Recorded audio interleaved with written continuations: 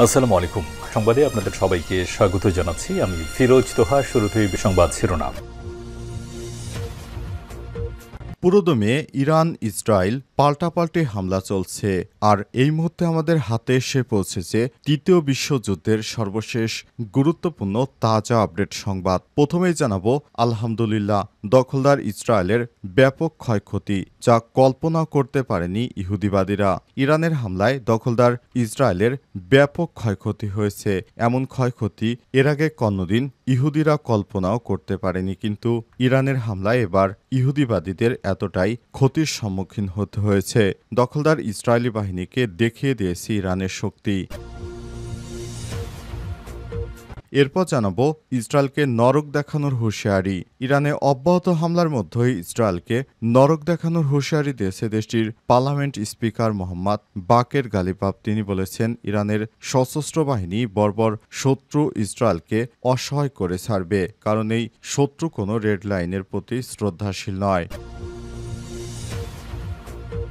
এদিকে ইসরায়েলে হামলা বন্ধের বিষয়ে অবস্থান স্পষ্ট করলেন ইরানের প্রেসিডেন্ট এরদোয়ানের সঙ্গে মাসুদ পেজেশকিয়ানের ফোনালাপ। ইরানের প্রেসিডেন্ট মাসুদ পেজেশকিয়ান বলেছেন যে তার দেশ ইসরায়েলের সঙ্গে যুদ্ধের বৃত্ত প্রসারিত করতে চায় না, তবে যে কোনো আক্রমণের আনুপাতিক জবাব দেবে তেহরান। আজ তুরস্কের প্রেসিডেন্ট রিসেপ তাইপ এরদোয়ানের সঙ্গে ফোনে কথা বলার সময় পেজেশকিয়ান এই মন্তব্য করেছেন।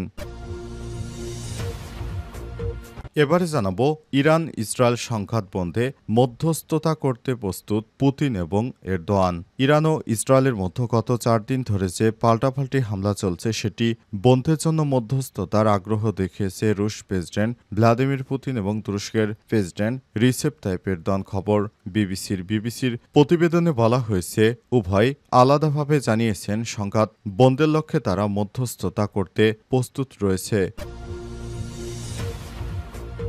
এবং সর্বশেষ জানাবো দেশের মানুষ পোলাও কোরমা খেতে চায় না, ভোট দিতে চায় বললেন মঈন খান। বাংলাদেশের মানুষ ভোট দিতে উন্মুখ হয়ে আছে বলে মন্তব্য করেছেন বিএনপির স্থায়ী কমিটির সদস্য ডক্টর আব্দুল মঈন খান। তিনি বলেছেন, মানুষকে যদি কেউ বলে তুমি কি পোলাও কোরমা খেতে চাও নাকি তুমি ভোট দিতে চাও, তখন বাংলাদেশের মানুষ বলবে আমি ভোট দিতে চাই। না খেয়ে থাকলে অসুবিধা নেই, কিন্তু আমি ভোট দিতে চাই। আজ রাজধানীর গুলশানে বিএনপির চেয়ারপারসনের রাজনৈতিক কার্যালয়ে সাংবাদিকদের এক প্রশ্নের জবাবে ডক্টর আব্দুল মঈন খান এসব গাঁজাখুরি কথা বলেছেন। প্রিয় দর্শক, এতক্ষণ শুনছিলেন সংবাদ শিরোনাম, এবারে বিস্তারিত। তবে তার আগে বন্ধুরা, অনুরোধ থাকবে এই সংবাদটিতে একটি লাইক দিন।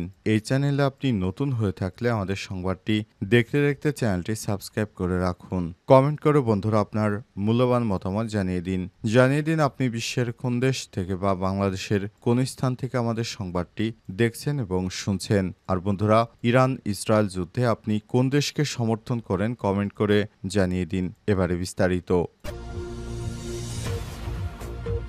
ইসরায়েলের ক্ষয়ক্ষতি কল্পনারও বাইরে বলছে ইরানের সেনাবাহিনী IRGC. Islamic Revolutionary Guards Corps আইআরজিসির একজন সিনিয়র কমান্ডার বলেছেন, অপারেশন ট্রু প্রমিস 3 এর মাধ্যমে ইসরায়েলি শাসন ব্যবস্থার উপর যে ক্ষতি হয়েছে তা শাসক গোষ্ঠীর প্রত্যাশার চেয়ে অনেক বেশি। আজ মেহের নিউজ এজেন্সি জানিয়েছে, এক সাক্ষাৎকারে আইআরজিসির রাজনৈতিক বিষয়ক deputy commander brigadier general Yadollah Javani বলেছেন, শত্রুদের প্রাথমিক আক্রমণে প্রায় 20 ঘণ্টা পর অপারেশন ট্রু প্রমিস 3 পরিচালিত হয়েছে, যখন ইহুদিবাদী সরকার প্রতিরক্ষামূলক প্রস্তুতির শীর্ষে ছিল। ইরানের সম্ভাব্য প্রতিক্রিয়ার পূর্বাভাস পেয়ে তারা তাদের সমস্ত বিমান প্রতিরক্ষা ব্যবস্থা সক্রিয় করে এবং এমনকি প্রতিবেশী দেশগুলোর উপর আকাশসীমা নিয়ন্ত্রণ নিশ্চিত করে। অপরদিকে ইরানের কূটনৈতিক ব্যস্ততায় যুক্তরাষ্ট্রের সঙ্গে আলোচনার মধ্যে ইহুদিবাদী শাসক গোষ্ঠী সন্ত্রাসী কর্মকাণ্ডের আশ্রয় নিয়েছে বলে উল্লেখ করেছে জেনারেল ইয়াদুল্লাহ জাবানি। পরবর্তী অভিযানে ব্যবহৃত ক্ষেপণাস্ত্র বৈচিত্র্য তুলে ধরে তিনি বলেছেন, সরকারি প্রতিবেদন নিশ্চিত করেছে যে দূরপাল্লার ব্যালিস্টিক ক্ষেপণাস্ত্র ছাড়া আমরা ইসরায়েলি অধিকৃত অঞ্চলের আকাশসীমায় আরাশের মতো নতুন ড্রোন সফলভাবে মোতায়েন করেছি। এই অভূতপূর্ব বৈচিত্র্যময় প্রজেক্টাইল যা এর আগে কখনো অধিকৃত অঞ্চলে এত নির্ভুলতার সঙ্গে মোতায়েন করা হয়নি, এটি শত্রুকে সম্পূর্ণ হতবাক করে দিয়েছে। এ সময় তিনি আর বলেছেন, অভিযানটি এত শক্তিশালী ছিল যে এটি ইসরায়েলি কর্তৃপক্ষ এবং মার্কিন প্রেসিডেন্ট ডোনাল্ড ট্রাম্পের প্রত্যাশার চেয়ে অনেক বেশি। ইসরায়েলকে নরক দেখানোর হুঁশিয়ারি।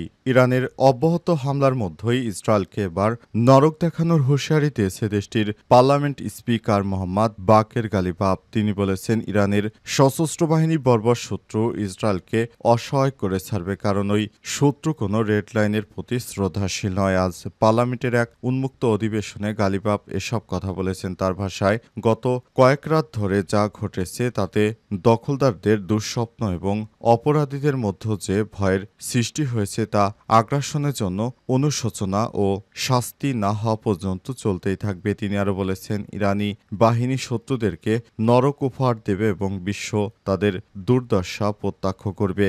গালিবাফ আরও জোর দিয়ে বলেছেন, আমাদের সবাইকে বুঝতে হবে যে আমরা এখনও এক ব্যতিক্রমী পরিস্থিতির মুখোমুখি। আমাদের বর্বর শত্রু কোনো রকম নীতিগত সীমারেখা মানে না। চূড়ান্ত বিজয় নিশ্চিত, তবে এই পথে চড়াই উচ্চাই থাকবে, এটাই স্বাভাবিক। এমন পরিস্থিতিতে বিভিন্ন জাতিগোষ্ঠী ও মতাদর্শের ইরানি জনগণ এখন ঐক্যবদ্ধভাবে সশস্ত্র বাহিনীর পক্ষে দাঁড়িয়েছে বলে উল্লেখ করেছেন তিনি। স্পিকার আরও বলেন, ইসলামী বিপ্লবী গার্ড বাহিনী আইআরজিসি ও সেনাবাহিনীর সর্বোচ্চ নেতা আয়াতুল্লাহ খামেনির দূরদর্শী নেতৃত্বে তাদের সামরিক ক্ষমতা ও দক্ষতা বিশ্বকে দেখিয়েছে। তারা ইসরায়েলি নিরাপত্তার মিথ ভেঙে দিয়েছে। যুক্তরাষ্ট্র এবং তার পশ্চিমা মিত্ররা কোনোভাবেই ইরানের সামনে দাঁড়াতে সক্ষম হচ্ছে না।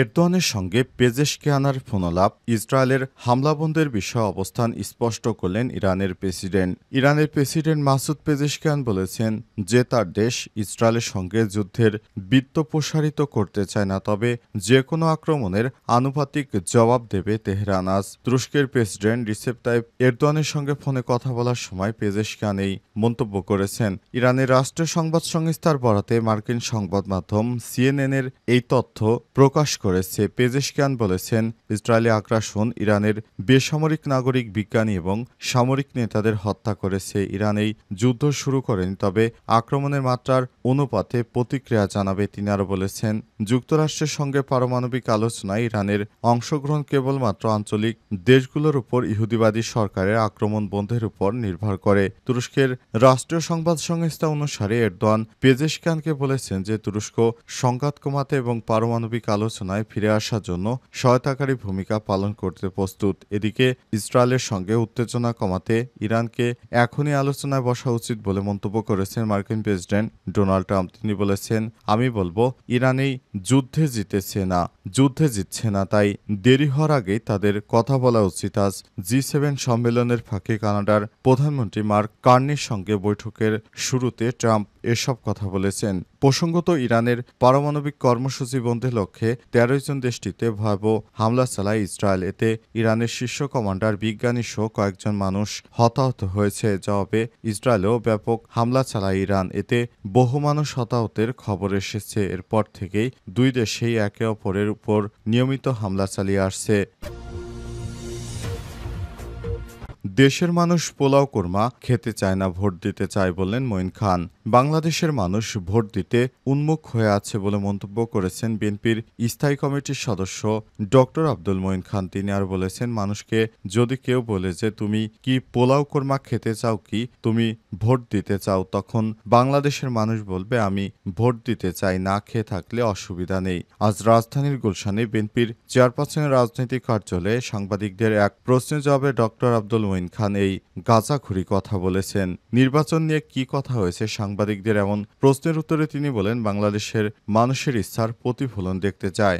নতুন প্রজন্মে যারা দীর্ঘ 17 বছর ভোট দিতে পারেনি, বাংলাদেশের কোটি কোটি মানুষ তারা ভোট দিতে চায়। কাজেই ভোটের ব্যাপারে যখন একটা নিশ্চিত ইঙ্গিত সরকারের পক্ষ থেকে আসে, তখন বলা যায় যে নির্বাচন কমিশন তাদের দেশবাসীকে জানাবে ভোটের তারিখ। তখন তো বাংলাদেশের মানুষ উচ্ছ্বাসিত হয়ে যায়। আমি খোলাখুলি বলছি যে আমি গ্রামে ছিলাম, আমি দেখেছি মানুষের উচ্ছ্বাস।